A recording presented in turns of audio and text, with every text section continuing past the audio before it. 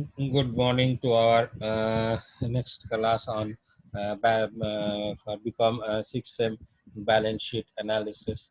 Balance sheet analysis, we know, specifically depends according to two things: ratio and trend. Ratio means the difference between two specific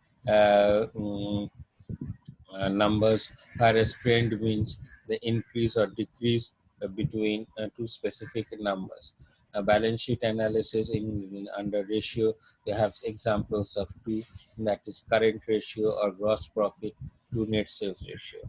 Now, in case of the current ratio, we have ratios such as the current assets ratio, and we also have the quick assets ratio. In case of gross profit or net profit to sales ratio, we have the gross profit, that is the profit of that particular company from the manufacturing or specific activities directly related to business to the actual sales, and the net profit, our profit portion from other expenses such as administrative, selling, and other overhead expenses, or profit from and profit added to the gross profit from other sources as profit from sale of fixed assets and all that. And we have the net profit to the sales ratio. Now we under current ratio, we have current assets by current liabilities. For example, if we have the current assets as 89,600 by, and the current liabilities are 61,000 as given in the example, the current ratio is 1.46. Now this, however, tells you that the relationship current assets and current liabilities, the ratio of 3 is to 1 is better than 2 is to 1. However, we must always remember that this ratio, current ratio, the higher the better, is not always true for all kinds of industries, and it differs from industry to industry.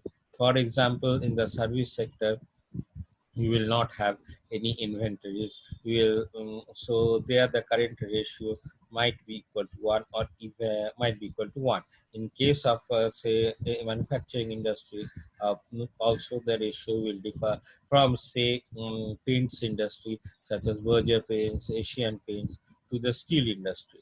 Ratio of 2 is or say the oil industry, ratio of 2 up to 2 is say enough for industries such as the steel industry, iron ore industry, etc., whereas more than 2 is for other industries. So it depends on specific industries.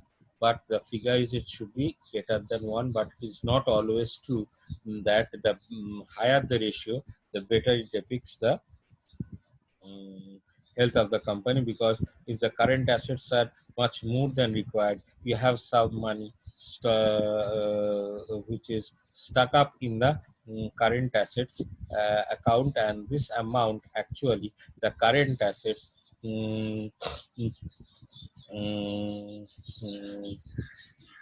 mm, this money is actually which is in the current assets, and uh,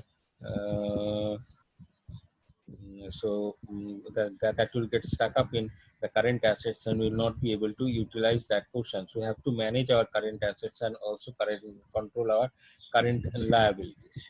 Now quick ratio is a derivation from the current ratio. Now it includes only those factors that are readily convertible into cash. Now this is cash. The current assets portion includes cash plus temporary investments that are quickly that can be quickly converted into cash. The short-term investments are 7 days to a month in banks, and all that. Accounts receivable, that is debtors, and account divided by current liabilities. So one, or now this is the um,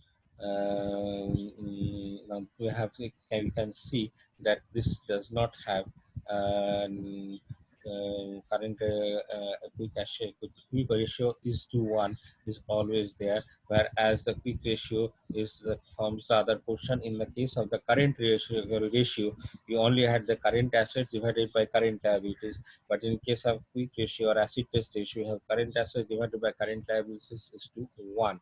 Now this is a very stringent and a very strict test of the ability of the company to meet up its current liabilities, to meet up its expenses. For example, we have cash as 2,100, we have temporary investments as 100, we have accounts receivable as 10,000, and so we divided by the current liabilities as 61,000. Now we have 52,700 by 61,000.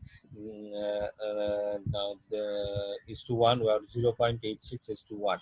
The ratio is similar to the current ratio, except that we do not include inventory, supplies, and prepaid expenses, which are not relevant to judging the liquidity of that company, or the capability of that company to quickly repay their current debts, etc. Now, this indicates the relationship between the amount of assets and that can quickly be turned into cash versus the amount of current liabilities.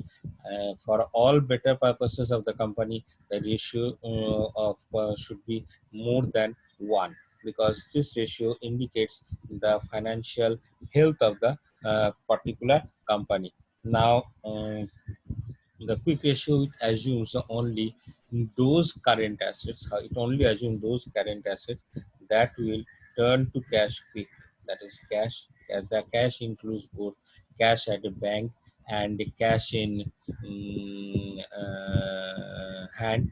It includes cash equivalents, that is cash invested in bonds, in small term fixed deposits, or in other quick liquefiable assets, short-term marketable securities such as investments in shares, and accounts receivable or debtors.